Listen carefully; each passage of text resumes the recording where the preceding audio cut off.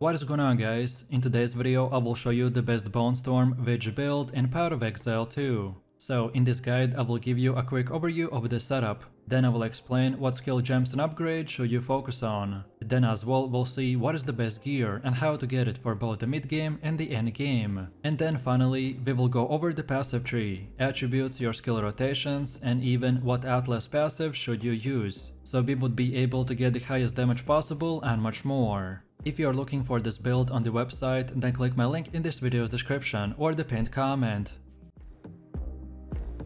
This setup is known as the BONESTORM witch build, and this skill by itself is a slow clearing ability, but with the right gems, passives and synergies, we can make it 100 times better, and this is exactly what we have right here. This build also has two variants, so going full crit chance, what I will personally be doing for myself, or then perhaps go with the detonate a dead variant. Both of these will excel at different things, so which one you choose is up to you. This variant, so the full crit chance setup, excels at huge amount of damage. We won't be focusing on anything else besides the massive crits and stacking as much life as possible, because the more life/defense we have, the more damage we can do in return. Also, at some point in the later game, some lowered gear players might run into a mana problem, but lucky for us, the witch has many tools to address this problem. And with optimized gear, we need nothing more than a single stat roll on our weapon or the gear to completely solve this issue. So if you are finally looking for a super fun blood mage build that primarily doesn't use the life leech, but instead goes full life and full crit, then this is the one for you. So let me show you the build, and for the main class I have chosen to go with the witch, and our Ascendancy is the blood mage. Then for the first skill we have the BONESTORM with support gems such as the Brutality, Arcane Tempo, Inevitable Critical and the Super Critical. Then second we got the Bone Cage with the Spell Cascade, Lockdown and the Splinter. Then next we got the Life Remnant with the Vitality, Clarity and the Cannibalism. Then next we have the Combat Frenzy with the Perfusion, Pin and the Potential. And finally for the last one we got the Bone Blast with no support gems. Most of this setup is structured around using the BONESTORM and the Bone Cage to delete enemies left and right, so we use gems and skills that will support and increase their area and damage, while the rest are powerful buffs and utility skills that usually get activated in the background. Next we also have a leveling build, as before getting the BONESTORM and unlocking the Life Remnant, and even before spending your first 2 Ascendancy points, the Blood Mage DPS can be quite a bit low, so this setup should make it easier for you to start actually building the setup before you get our main skills and the nodes working. For the first one we got the Essence Drain with a support gem called the Withering Touch. Next we have the Contagion with the Swift Affliction. Then third we got the BONESTORM with the Brutality and Pierce. And finally we have the Bone Cage with the Spell Cascade and the Lockdown. And then after you invest your first 2 Ascendancy points, then now you can start dropping off skills and only using our main setup. Next up we have our passive tree, and if you are interested in a full in-depth guide on how it works, then check out my beginner guide. So let's take a look at our setup, and we want to start at the spell and minion damage increase node. Then next we want to keep on going like this until we get to our first stop, which is the potent incantation. Then now keep on going to the right side to get this critical exploit. Then now we circle back a little and keep going like this until we get the sudden escalation. Then now from this point we go down like this, then take the right path and keep going until this point, and then keep going all the way up until the Tempered Mind. Then next we go down a bit and then take right, which will take us all the way to our first keystone, the Resonance. Then from this point we want to circle back again and simply get the last 2 priority nodes called the Power Within and the last 4 Power. And then finally from this point and onwards you can unlock the rest of the nodes in whatever order you prefer. All of the nodes that we got are important, but the ones I mentioned have the top priority, as they're the most important ones to acquire early on in the game, to make our build functional, and then in the late game to make it even more powerful.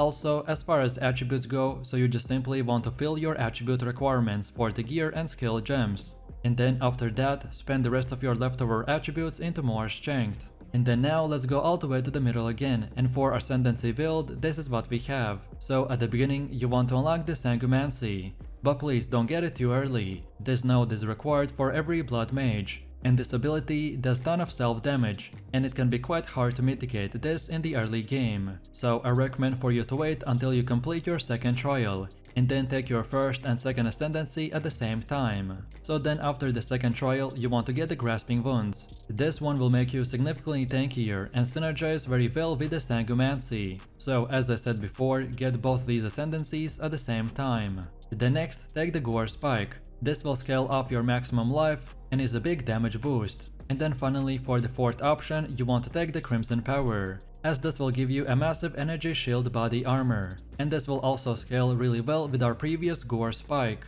In PoE 2, earning skill points take a lot of hard work, so it will be wise not to spend your points recklessly. Of course, you can refund your passive points later, but only at a cost, so following a specific setup is extremely useful. If you are following this build, then make sure not to deviate from it, as some of the decisions that I made might not make sense at first, but is going to pay off later. So feel free to use the exact same path as I have right here. And don't forget to check this video description to find the link for this website, and this should make it easier for you to follow the tree. Next up we have our Atlas passives, and the general idea behind this is to aim for bonus passives that spawn a lot of grouped up monsters, such as in expeditions or the rituals. Our BONESTORM Blood Mage build won't be doing crazy amount of damage against single targets, so we mainly want to do very small farming in boss maps or the essences. So then when we start, we want to first of all get this bottom right side like this, then from here go like this until we get all the way to the left side.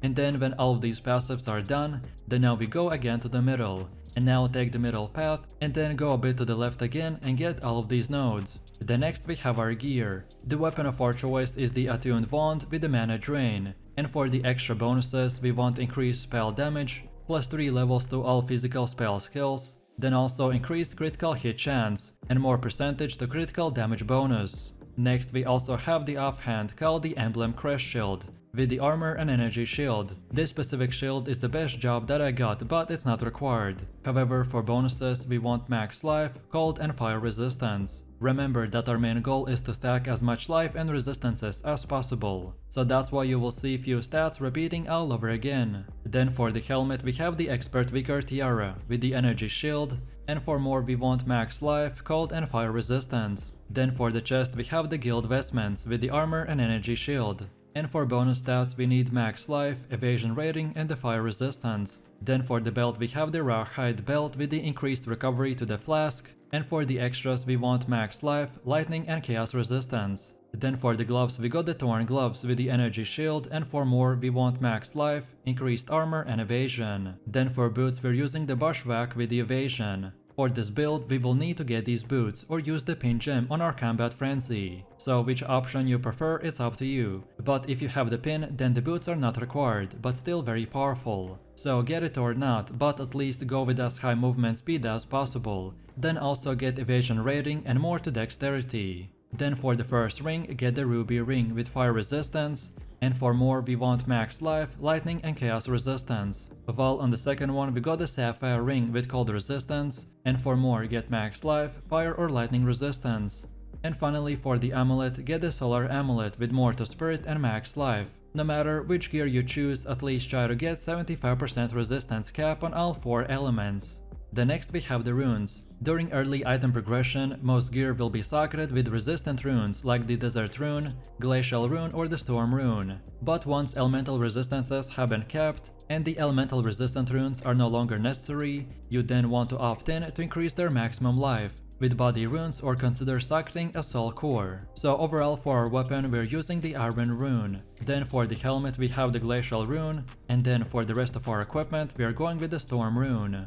As the game just launched, so this is a starter setup, which should be more of an example of what stats and prefixes to look for. And as far as getting this gear goes, by far the best way to get better gear in the campaign is to check the vendor in the town each time you level up, as vendors can change their offerings based on your level, so this is the best way to find upgrades. Also, if you are desperately in the need of a weapon upgrade, then you can check the previous act vendors as well. And then after level 65, you then want to farm and continue repeating your maps until tier 16.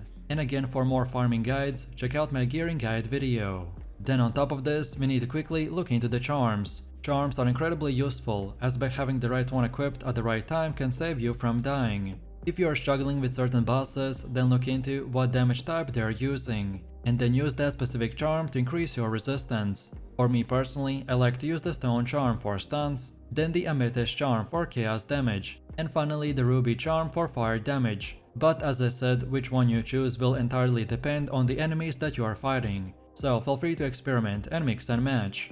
And now finally, let's quickly take a look at how this build will work. Our main rotation will be the same, no matter if you choose to go with the full crit or the detonator variant. So for weak enemies we simply want to choose a target, and then just spam the BONESTORM with the bone cage. And then for bosses or elites we still do the same thing, just this time also integrate the bone blast with the BONESTORM and the bone cage, and it's that easy. Most of our buffs will work in the background, which will give us the real damage, so then all you have to do is get used to the mechanics, which are mainly to use the channeling trick, then to be kiting enemies 24/7 and pick up the life remnants. And then from here just spam the BONESTORM and the bone cage and have fun. And finally, if you're low geared and run into a mana problem, especially against bosses, then try to get a mana regen on a gear.